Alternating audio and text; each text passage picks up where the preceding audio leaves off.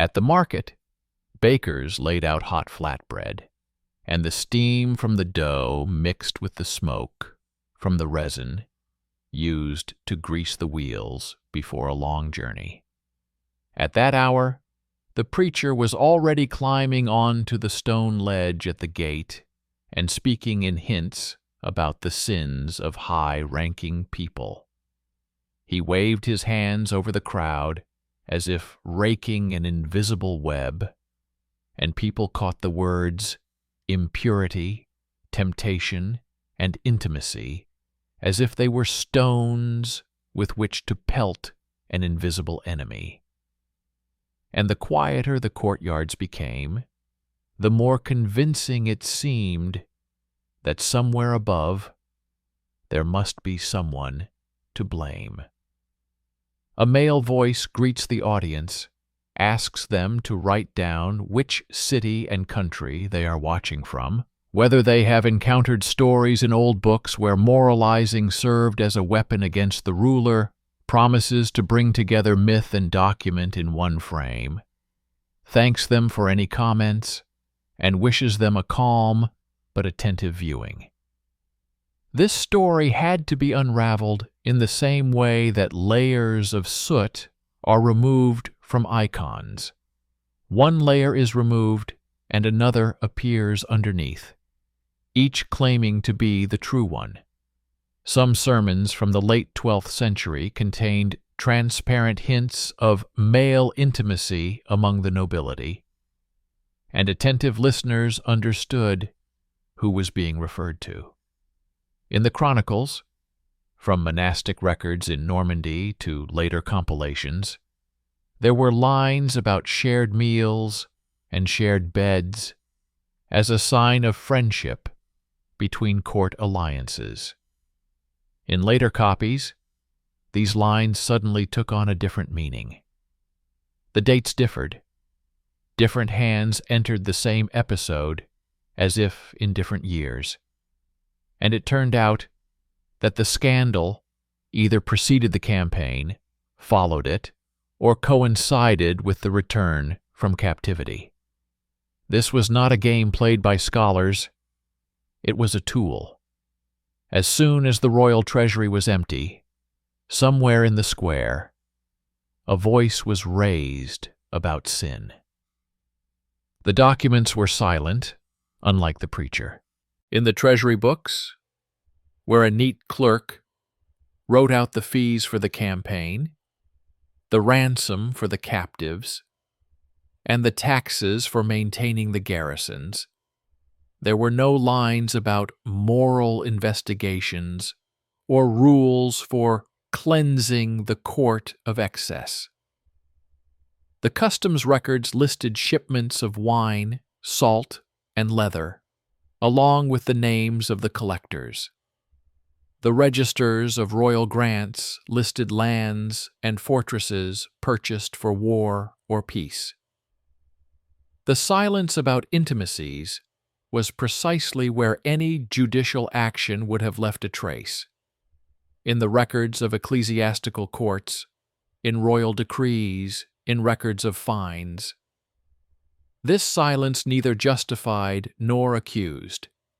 It showed that the accusation lived not in the court, but in the square. If you compile a calendar, the seams become apparent. In a year, when huge sums were required to ransom the king, preachers spoke more insistently about sins for which the Lord turns away his face. In the year when the crowns were playing for castles on the border and coins from the fortress coffers were flowing to the builders, the chronicles intensified their mocking hints about double beds and unclean bonds of friendship. Later, when political struggles led to a redistribution of influence at court, the copies that have come down to us were given a little more darkness, as if the copyist, knowing the outcome, allowed himself to nudge the reader's thoughts. and each such barb was needed not by theologians but by factions. The hint of male intimacy served as blackmail, not of bodies, but of loyalties. In this investigation, it is important not to get carried away with the salacious. All participants are adults. All decisions are political. The mechanics looked like this. The sermon left a stain on the ear, the chronicle left a shadow on the parchment, and the treasury book left a number in the city's memory, from which it was clear that the fees had risen or fallen. Where the treasury needed urgent revenue, the preacher intensified the rhythm of his hints. Where the ruler needed to break up someone else's coalition, the chronicler reluctantly wrote down formulas about honor and friendship in one bed, leaving the reader to draw their own conclusions. But as soon as one's gaze fell on the legal lists of cases, fines, appeals, church bans, a void was revealed. No investigations, no verdicts. This void is both frightening and useful. It shows where myth ends and document begins. Medical and everyday details help us see the price of whispering. Camp records from Richard's campaigns record adult bodies broken by scurvy, fever, and festering wounds.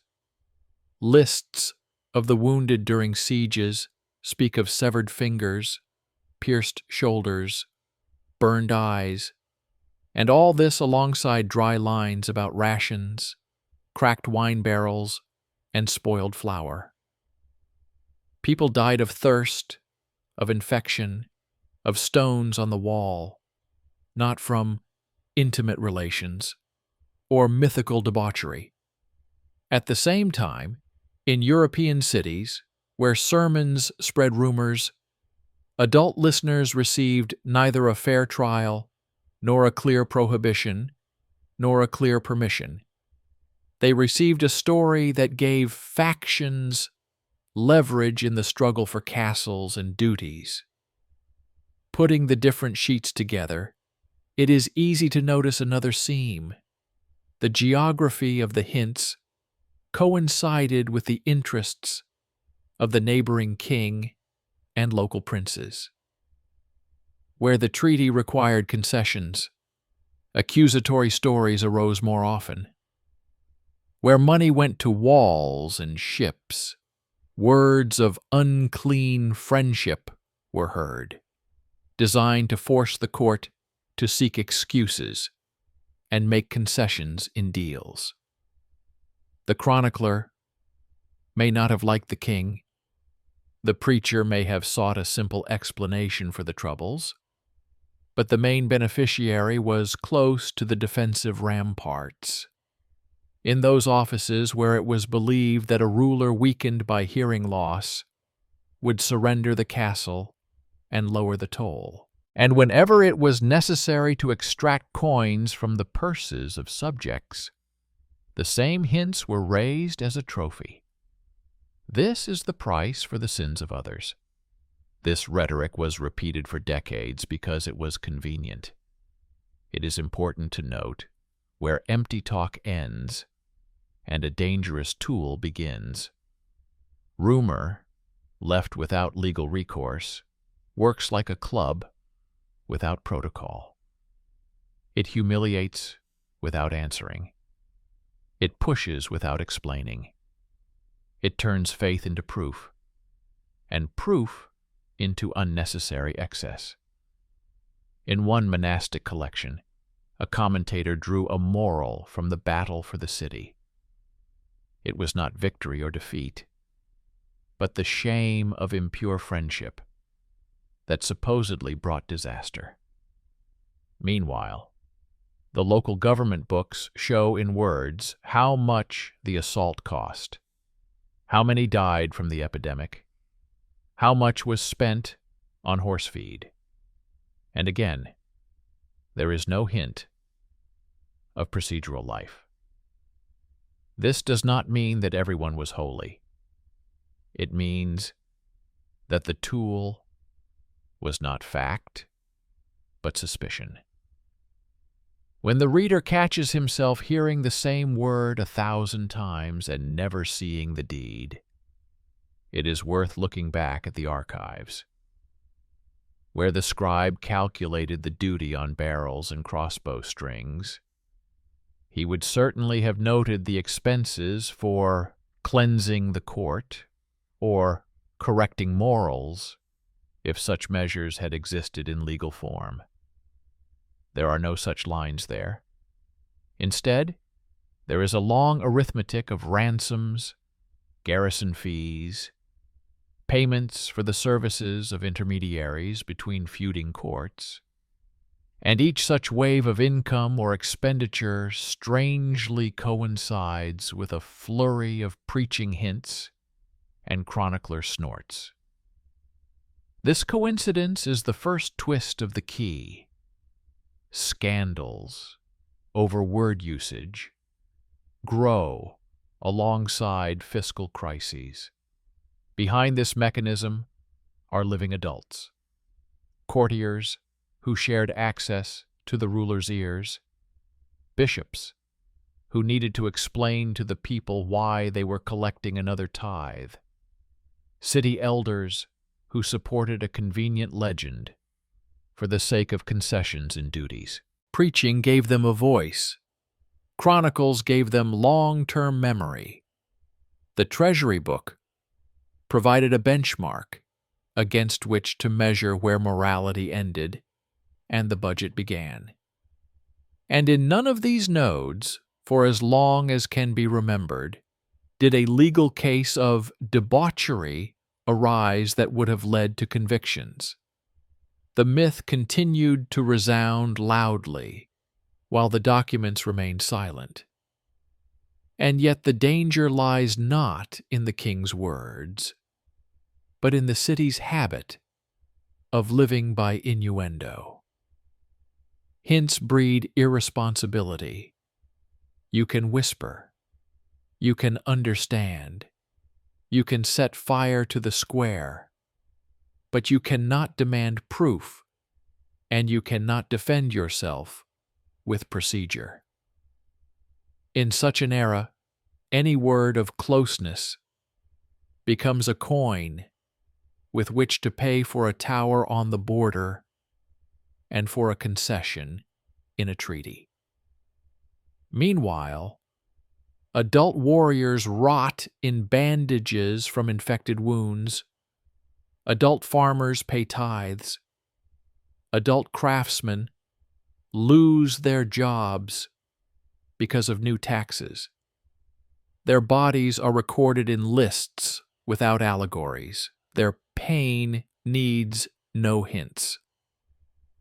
Against this backdrop, the museum display case is particularly striking, where a century later, the weapons of rumor are on display.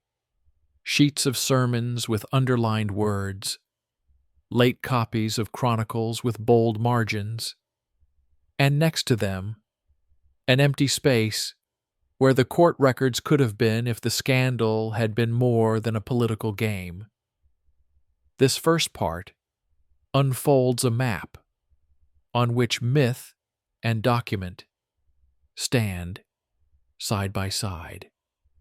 The preacher speaks in words that are understandable to all, but empty of legal weight. The chronicler puts into circulation images that survive the century and become a convenient club. The treasury clerk responds with the squeak of his pen, in which only the price of war and peace can be heard. The closer to the collections and ransoms, the louder the hint. The further from the court and the protocol, the bolder the moralist's pen. This discrepancy is where the anxiety lies. If the city is accustomed to believing a stain on a word more than a line in the register, then the one with the loudest bell becomes the truth. This is where the main investigation begins, into the coincidences of languages, the rhythm of collections, the geography of factions, in order to take away the iron rim from the ear and restore the weight of parchment to the conversation. Further on, it was necessary to proceed not by striking quotations, but by boring discrepancies between manuscripts. In one monastic collection from the end of the 12th century, there was a note about unclean friendship attributed to events that in another list were already attributed to the first years of the following century. The handwriting was different, the margins were different, but the wording was almost word for word. This usually happens when the text does not record a fact, but serves the needs of the moment. The need was easily discernible from the neighboring pages. There they begged for money for the militia, for the repair of bridges, for new levies, for the common good. Wherever they asked for money, they also cultivated a moral narrative to give the request the appearance of a sacred duty. And each new correspondence, creeping through the decades, strengthened the bridge between the sin of the upper classes and the wallets of the lower classes. Meanwhile, the treasury routine lived its slow life. The treasury clerks recorded the ransom of the sovereign after his capture, the distribution of heavy taxes among the counties, the sale of forests and fishing grounds as collateral, and the movement of royal silver bowls to be melted down for the minting of new coins. The same books contained notes about the hiring of ships, the purchase of resin, and fortification expenses in disputed marks. There is not a single line about investigations into morals or expenses for church commissions for cleansing the court. At the same time, in the same months that preaching hints were being heard in the square, the treasury was desperately making ends meet.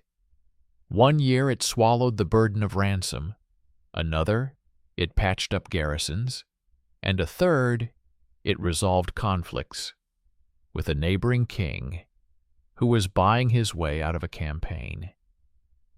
Rumors spread like wildfire, along with the fiscal storm, but the paper stubbornly showed only the wind of money. In order not to get lost, it is useful to remember the everyday norm, which frightens only those who see the past through today's glasses. A shared bed in the chambers of a monarch and an allied ruler is not a secret sign of passion, but a practical ritual of trust of the era, a gesture of security, a symbol of peace, a demonstration of the absence of daggers between guests.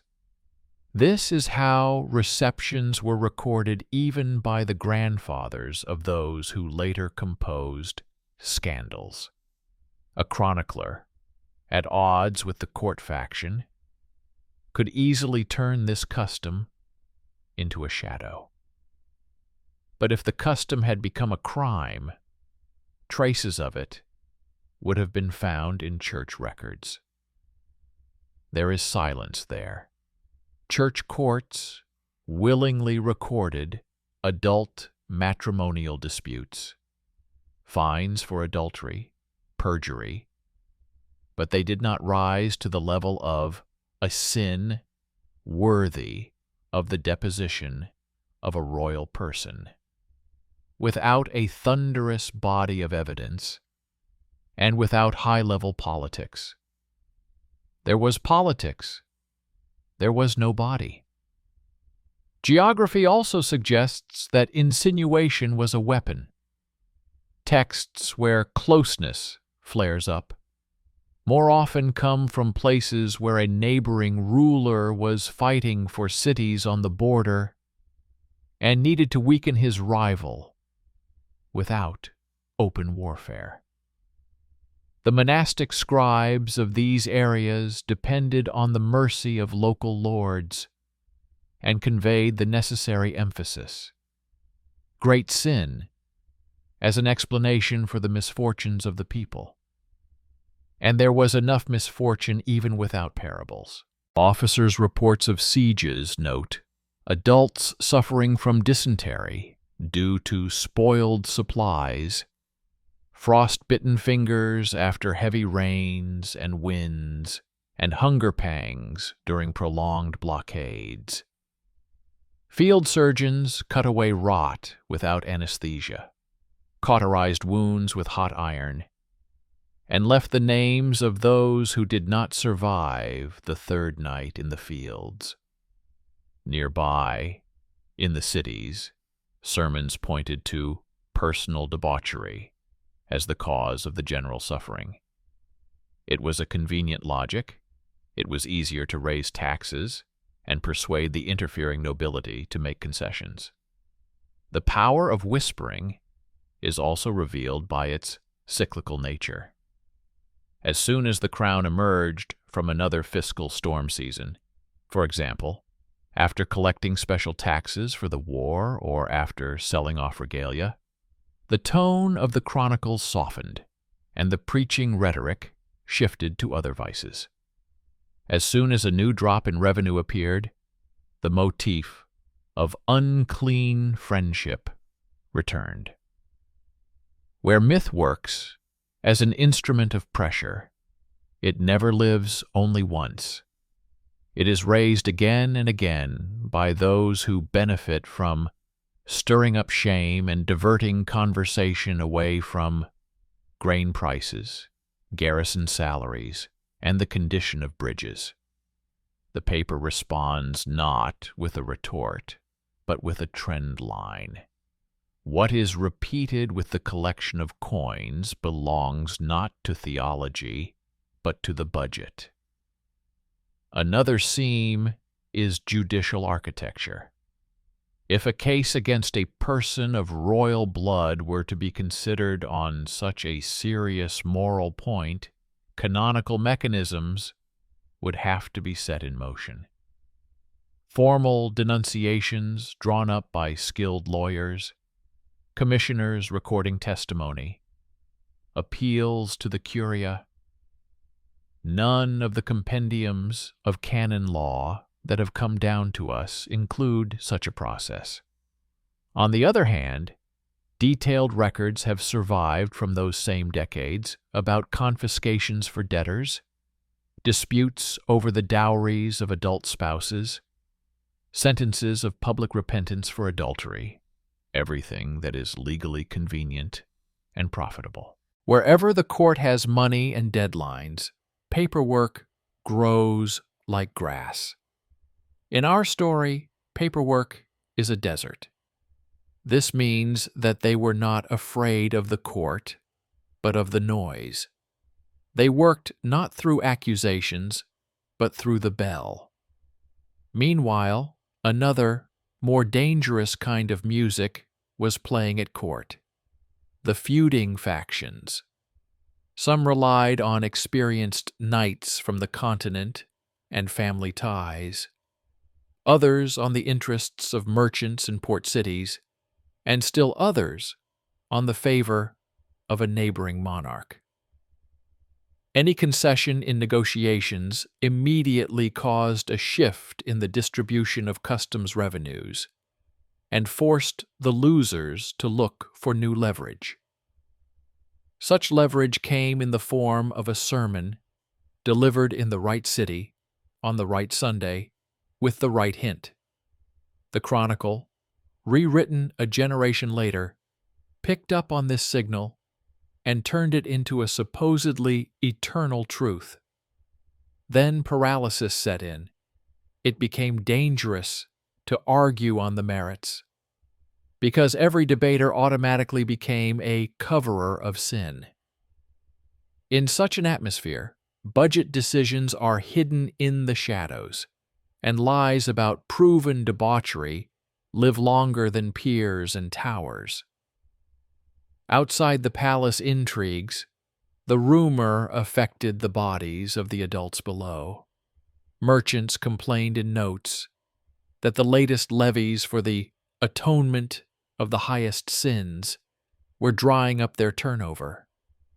Craftsmen noted that in the years when accusatory rhetoric thundered from the pulpits, the city was saving money on cleaning wells and pavements, and as a result, the incidence of disease was growing. Doctors recorded in their notebooks not morality, but fevers and coughs caused by dampness and dirt. Soldiers wrote briefly and restrainedly, lack of shoes, damn rain, bad bread.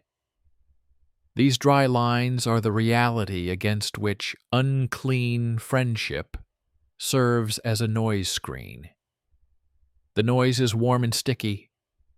It supports the necessary faction, but it does not cure anything. When a room display entitled "Rumor as a Weapon" was first set up in one of the archives, it was filled with sheets of paper that usually scatter and disappear.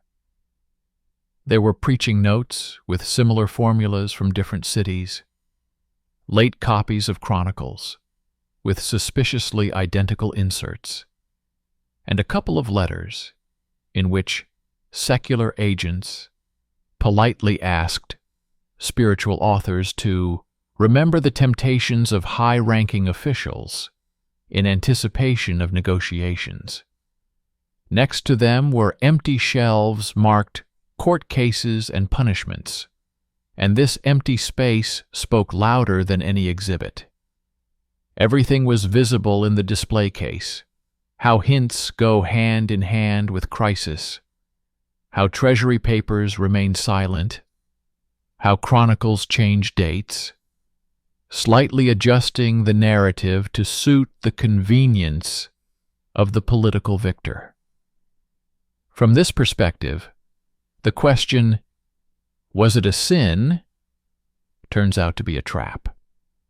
The historian must stick to what has left a mark and not replace the parchment with the seal of someone else's fervor. The mark in our story is not a court, not a punishment, not an expense item for purification. The trace is monetary storms, a series of levies, layers of rhetoric in sermons and compilations. This is not about a saint or a debaucher.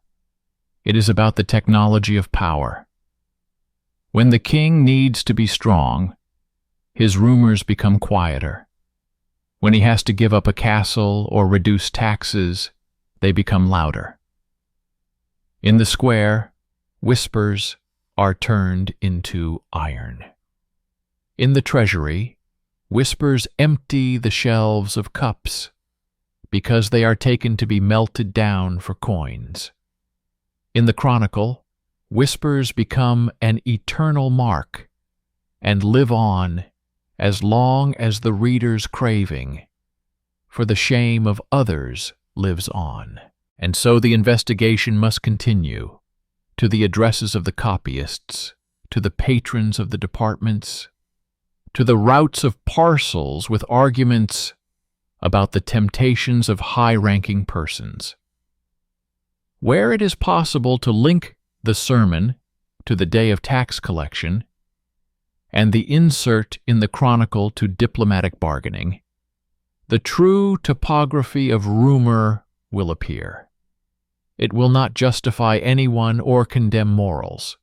It will show how, in the adult world, where the sword, tax, and pen live side by side, the word closeness has become a bargaining tool. And this is already the domain not of fairy tales, but of museums, courts, and treasuries, places where the habit of believing hints can be replaced by the habit of demanding documents, even if they are dull, heavy, and smell of old dust. He laid out on the table several copies of summary lists of treasury receipts for the years when the ruler was ransomed from captivity, and when agreements on border castles were redrafted. In these books, where everything is written down in words, a heavy rhythm is visible.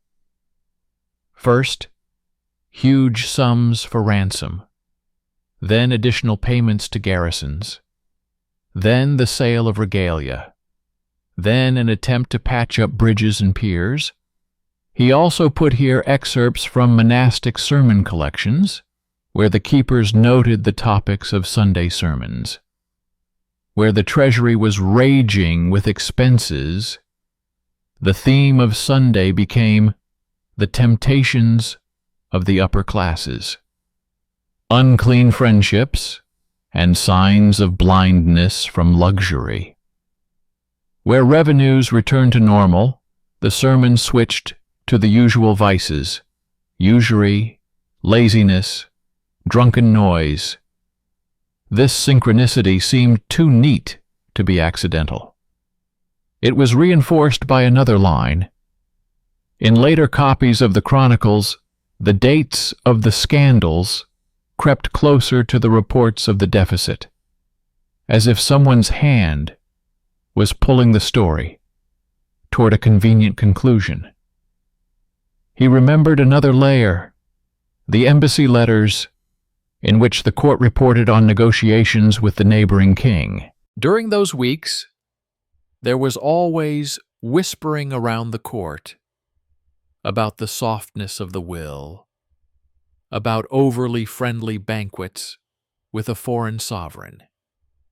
Rumors in such cases worked like a splinter under the door. They prevented it from being bolted shut until concessions were made. But here, too, the document gave away the trick.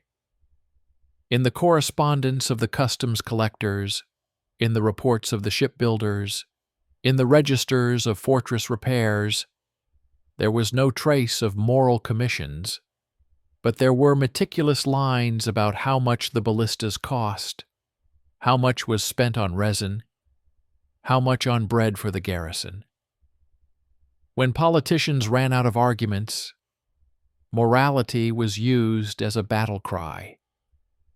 When results were needed, the drum fell silent, and parchment counted wood, iron, and grain. The judicial platform remained empty, and this was fundamental. In an era when canon law had already grown into a forest of articles and procedures, any major moral trial would have left some traces: formulas of accusations, lists of witnesses, letters of repentance, or imposition of penance. None of this exists. Instead, cases involving marital disputes between adult spouses, dowry lands, and punishments for adultery among subjects and clergy are described in detail from the same years. Where the church and the city had a working tool and income, the document grew readily. Where the tool was a hint of male intimacy at court, the document did not appear at all. This means that we are not dealing with law or religious courts, but with political acoustics. Another routine helped to separate custom from insinuation: the etiquette of shared beds and meals in agreements between rulers. Sharing a bed, recorded in old descriptions of receptions, was presented as an emblem of peace and trust. A night without swords, guards at the doors, people sleeping in their clothes, sharing a blanket for the sake of symbolism. This sign was convenient for later substitution. A copyist, dissatisfied with the outcome of the conflict, left a remark in the margins and sharpened the phrase. Then rumor set in. It blinded the ritual with suspicion and carried a ready-made formula to the square. But again, where there is a court, there is a protocol. Where there is no protocol, there is politics and economy of words. The harm of myth is clearly visible at the level of bodies and wallets. During one famine, the townspeople were burdened with a special tax for the purification of the country. The sermons of that time promised heavenly reconciliation if the lower classes humbled themselves and took on the burden. Medical records show something else. Adult artisans suffered more frequent fainting spells from malnutrition. Mortality among soldiers increased from festering wounds due to a shortage of resins and clean bandages, and there was an increase in colds and fevers in workhouses. Where coins were spent on ransoms and war, the myth of sin at the top masked the shortage of salt, bread, and shoes. It did not cure. It allowed the nerve to be shifted onto someone else's flesh, while the disease lived in warehouses and storerooms, in pavements, and in the treasury. The enmity between factions in the capital and in provincial courts provided the rumor mill with a steady supply of fuel. The group focused on the ports needed to reduce duties for merchants and traditionally disliked knights from the continent. The group, connected by kinship with foreign nobility, pulled the blanket toward strengthening castles and distributing fiefdoms. Each losing weak prompted a search for leverage. Some played on weakness for luxury, others on unclean friendships. The meaning was the same: to force concessions in the budget, change the course of negotiations, and get a person appointed to the position of treasurer. It is difficult to imagine that people with seals were not behind all this. They knew that the legal route was closed. Their whispering was strong, as long as no one demanded papers. As soon as papers were demanded, the hint turned into a squeak. Among later mythologists, there was a tempting idea of a scene of repentance at the pulpit, where the ruler allegedly confessed his particular sins. In reality, scenes of repentance record something else: an admission of pride, an admission of severity, an admission of unjust taxation. These are the formulas that reconcile the crowd with an unpopular budget without touching on the intimate. They are convenient and manageable. They cannot be translated into a court case about male intimacy without a colossal body of evidence which no one has presented. But they are easy to juxtapose with hints so that the reader imagines a connection. In the museum display case Rumor as a Weapon, this duality is shown particularly clearly. On one shelf lies a sheet of repentance with a common sin. On another, preacherly hints, and between them gapes the emptiness of a legal folder. The work of the copyists also proved to be an important factor. They were adult professionals, dependent on their patrons. The originals of the chronicles rarely reach us without corrections. Copies were made in eras with different fears and interests. Even a neutral phrase about a strong union of men in a drusina could become a hint of temptation in the hands of a later pen. This loop is easy to see if you compare versions of the same chronicle, where in one case it talks about a night meal and songs, and in another, about too close intimacy, that very moment when the word friendship casts a shadow. Again, if the shadow had become a matter of fact, the neighboring folders would have been filled with protocols. The folders are empty.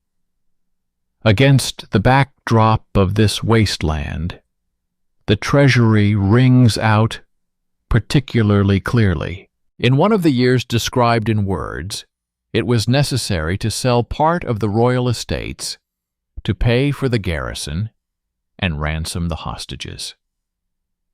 Immediately after that, the cathedral assemblies began to talk about deep impurity. In another year, when an extraordinary levy was collected for ships, words about the shame of friendship returned. The line is obvious. The hint rises simultaneously with the tax. The mechanics are clear. It is easier for the crowd to believe in the heavenly causality of misfortunes than to look at the table of expenses.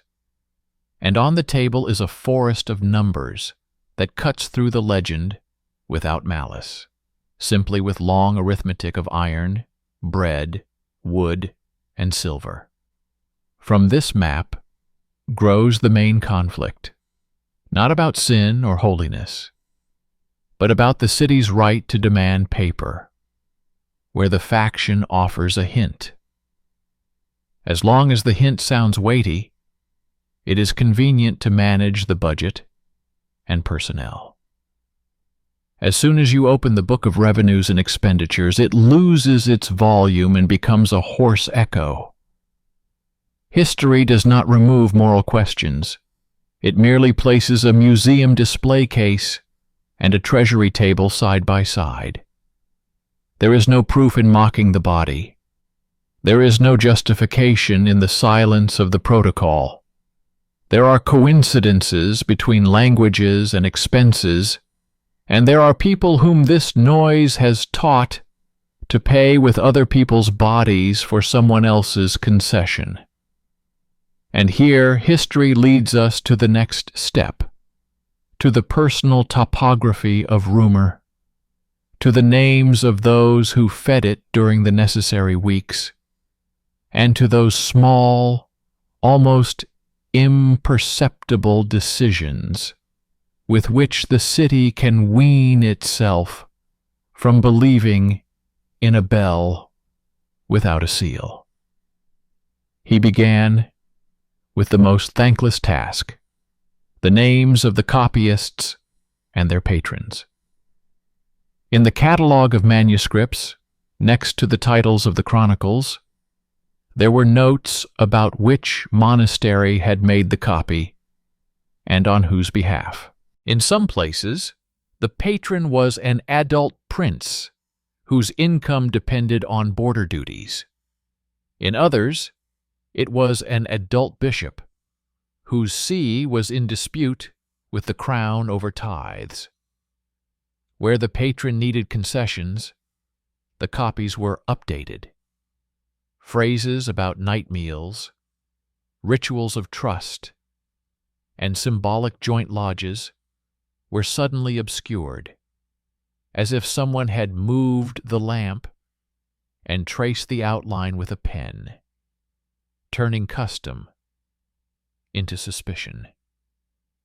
He wrote these copies in one column, and in the next he compiled notarial records of his patron's income for the same season.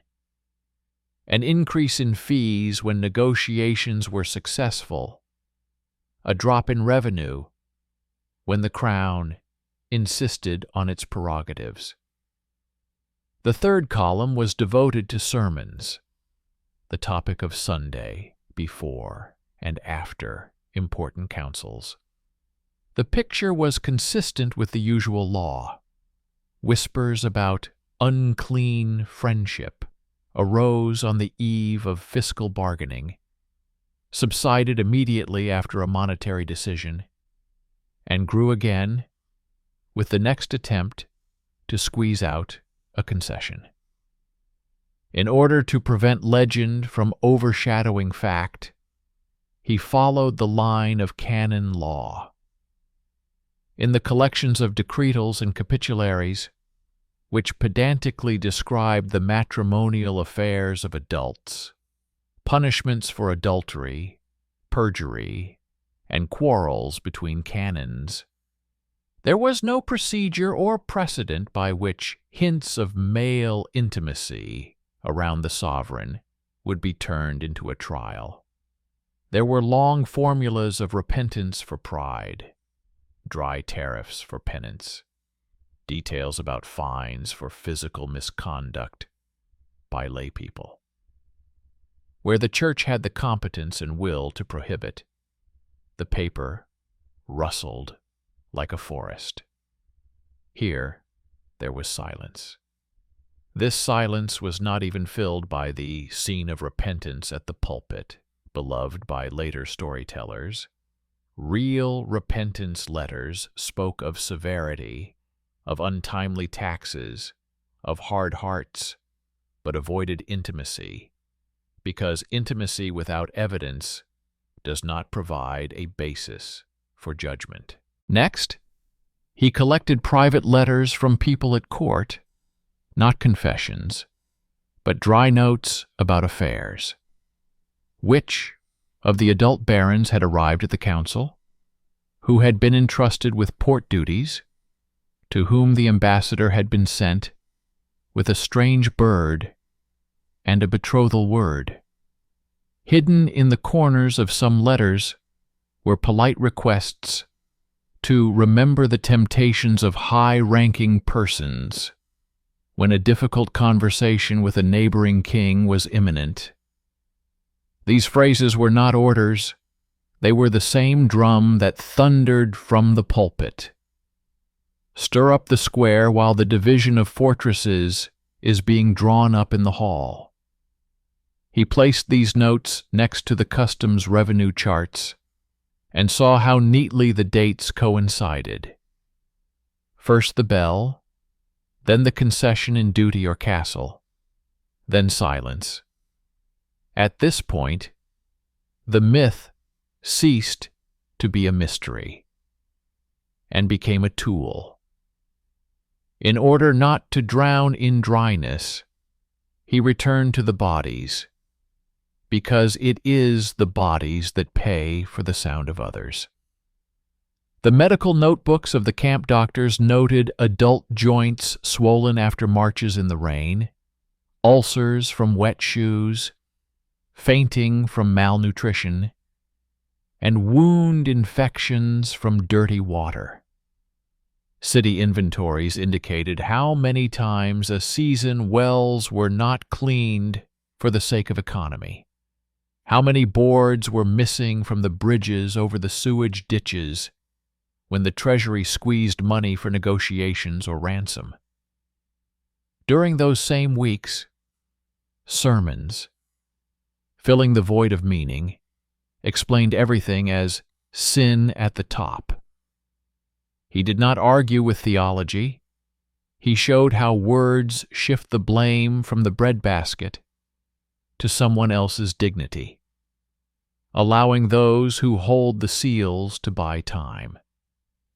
The most slippery part lay in the later biographies, where authors living a generation later liked to take hints to their supposedly obvious conclusion.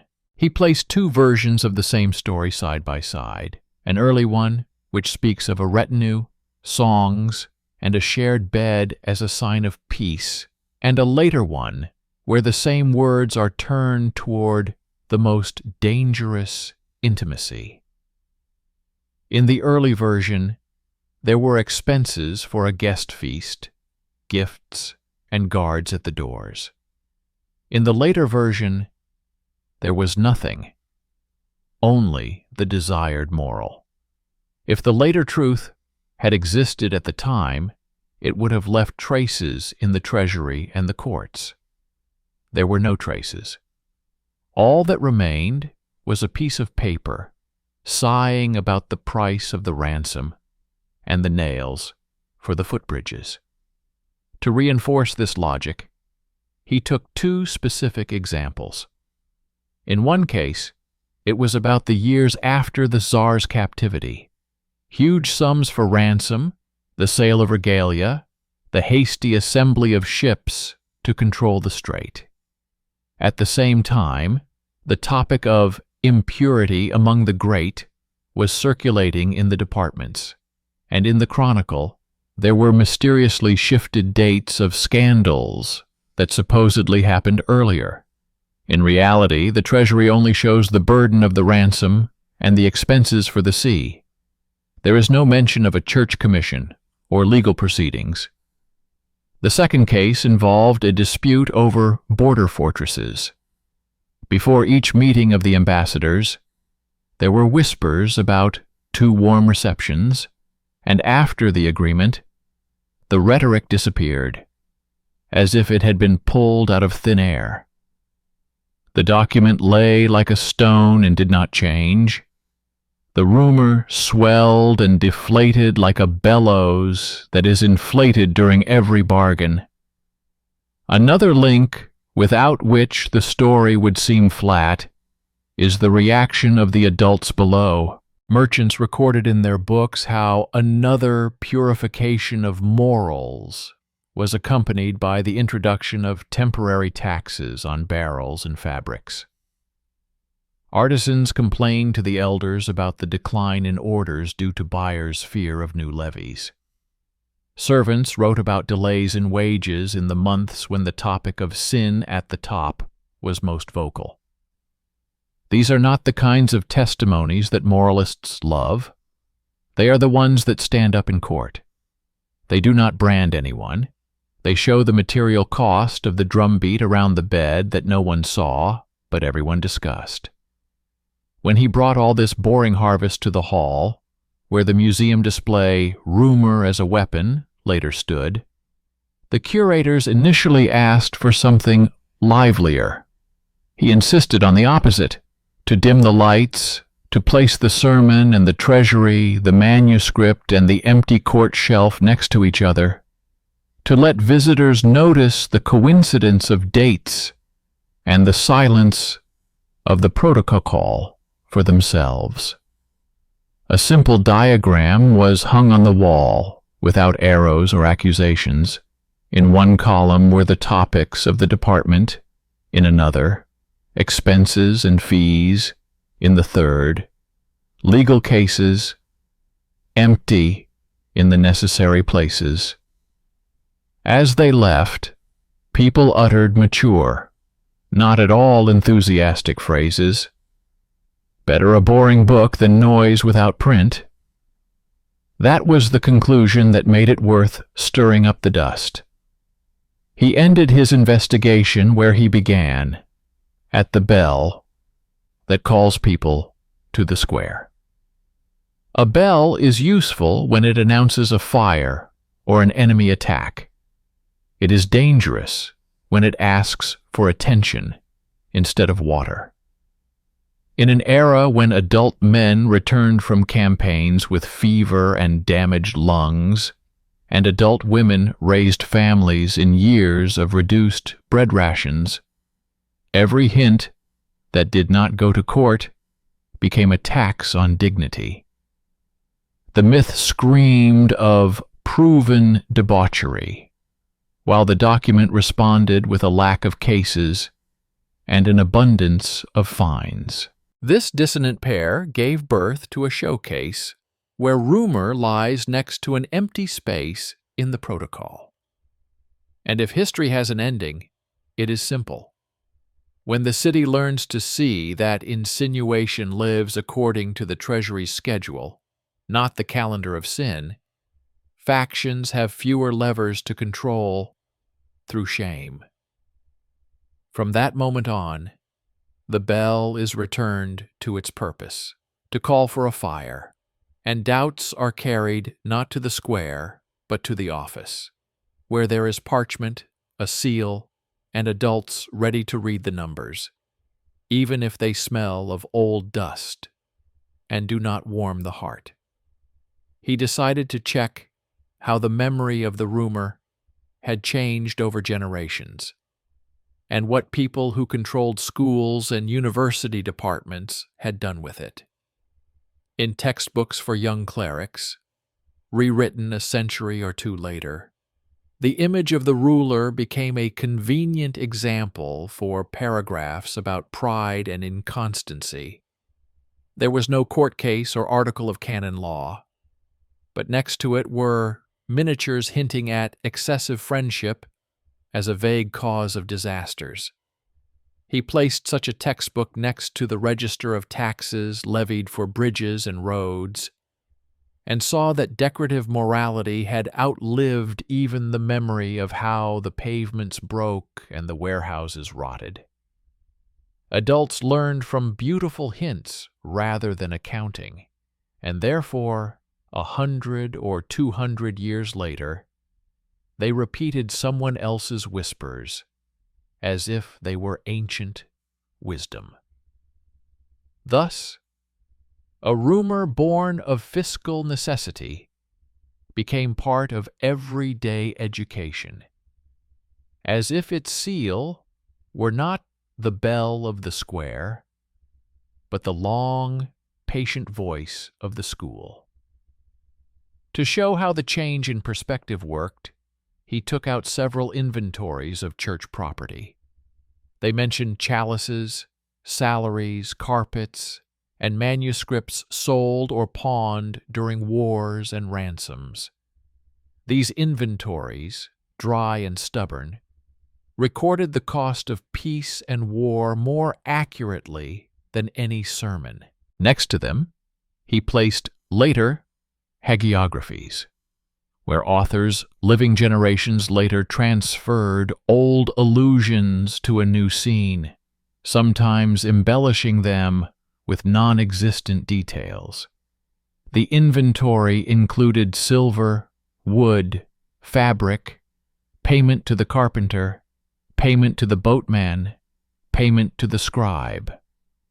In the hagiography, there is smoke and shadow. Where the city paid with coins, memory paid with images. The gap became not just aesthetic, but political.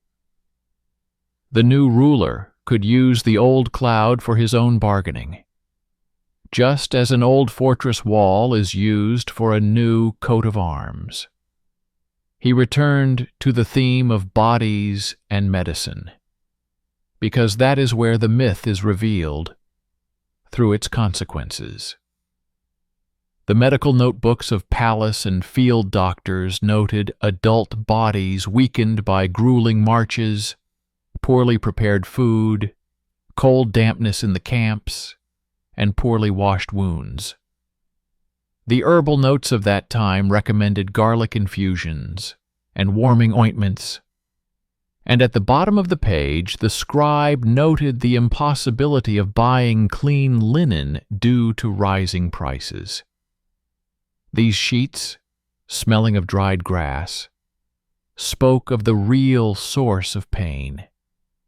They testified that the art of living in war and taxation was not in whispering about someone else's bed, but in clean water, salt, warmth, and bread. The sermon could temporarily divert attention from these things, but it could not heal the wound. It could not end the hunger, and it could not build a bridge over the swampy section of the road. The material environment in which the whispering spread also proved to be important. He studied how the sermons and notes circulated between monasteries, cathedrals, and city schools. Previously, he had looked for passionate passages and marginalia, but now he was interested in the mail, who carried it, who sealed it, Who paid for the journey? It turned out that during seasons of negotiations or military gatherings, the number of parcels with common themes increased sharply, and envelopes from those monasteries where patrons depended on border income were noticeably more frequent. The correspondence was mature and formal: address, seal, list of topics for the period of fasting or holidays. When the crisis passed, the mail cooled down. Thus, rumor had its own infrastructure, not mystical, but economic: messenger, envelope, signature, route. At the same time, he studied how secular law in those years treated the defamation of honor through rumor. City statutes contained articles on insulting an adult citizen, slander, and arbitrariness. These articles provided for fines, public apologies, and sometimes brief appearances at the city pillory. But there was no separate procedure against hints of male intimacy among figures of authority. The law knew how to protect wallets and discipline the market, but it was weak when circumstances arose from shadows and insinuations. As a result, rumors spread unopposed. This explains why factions loved this particular tool. It is cheap, irresponsible, and can be reproduced many times over. He made another table, this time for the museum. In the first column, the topics of sermons by season. In the second, a graph of government expenditures and taxes. In the third, legal cases with real plaintiffs and defendants. In the fourth, the census infrastructure, showing how quickly the sheets circulated. The table was ugly, but convincing. Against its backdrop, the display case, with the famous formula, "a hint as a weapon," ceased to be decorative. Visitors, adults, and patient, could see how rumors are ignited at the right time and extinguished after the right decision, how they bypass the courts and feed off the mail, how they mask the path of money in the treasury. At this point, it was important not to succumb to the sweetness of debunking. History neither justifies nor condemns intimacy. It measures traces. Here, the trace is not a confession in the pulpit or a confessional notebook, but a persistent void in the court records, along with a hump of expenses. When he placed an empty legal folder next to the treasury books covered with seals, the conclusion became clear, without a shout. Whispers of male intimacy were used as leverage in negotiations over castles and money. He included the reverse relationship in the story. When silence was required, the rumor disappeared. There was no eternal vice in the archives. There was eternal politics. He added another link to the composition: the fate of the copyists. Some of them, remaining on the lists as ordinary adult craftsmen of the pen, later moved to city service or government offices. Their private notes, which preserved phrases about dubious assignments from their patrons, revealed the mechanism of fear and dependence. No one wrote down direct orders to embellish the text with hints. Everyone understood the expectation. He placed these notes in a separate section of the museum as an example of how power shapes style without orders. Silence reigned in the hall. Before the people lay an explanation of why the same formula migrated from manuscript to manuscript without legal backing. What was exposed was not someone's secret bedroom, but someone's obvious method of control. He then carefully drew a line to the modern reader without crossing historical boundaries. He showed that the technology of rumor as a force has not disappeared. All it takes is a discrepancy between the court and a loud word. Enough administrative mail and dependent scribes, enough fiscal need, and the old music will sound again. It is not holiness or fury that works against it, but boring tools, public accountability, clear procedures, museum display cases, where an empty shelf speaks louder than a sermon leaflet. At one end of the hall, he left an empty stand with an inscription in letters, a place for a document that did not exist. The emptiness is not for mockery, but for memory. At the exit, he placed a short sheet of paper, not a manifesto, but instructions.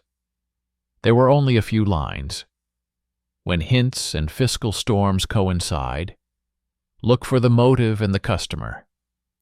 Check the geography of the manuscript's patrons. Compare the rhythm of the mail with the calendar of negotiations. Keep medical and household records close at hand to remember the price of noise. This sheet was addressed to an adult audience that knows how to read without illusions. The story ended without fanfare, but with an understandable human decision. In a world where it is easy to throw a stone with words, it is worth first asking a book with a seal whether the stone exists. If the book is silent, then what we have before us is not a stone but a shadow that someone's hand moves across the wall for money and power. He turned off the light in the hall and looked once more at the display case, where the sermon, the chronicle, the treasury, and the empty legal folder lay. Everything was in its place. The rumor continued to live on, as an instrument lives on when it is convenient to work with it. But next to it lay its counterweight, a method that takes away most of the power of the whisper. Grown-ups don't need a legend to understand the price of peace and war. They need a parchment that says who rang the bell, when, and why. When such parchment becomes a habit, even the loudest hint sounds like predictable noise, not a verdict. And this is perhaps the only honest outcome. Rumor remains in the museum, and decisions remain in books, where numbers are expressed in words, and where shame ceases to be a weapon, because it ceases to be a commodity.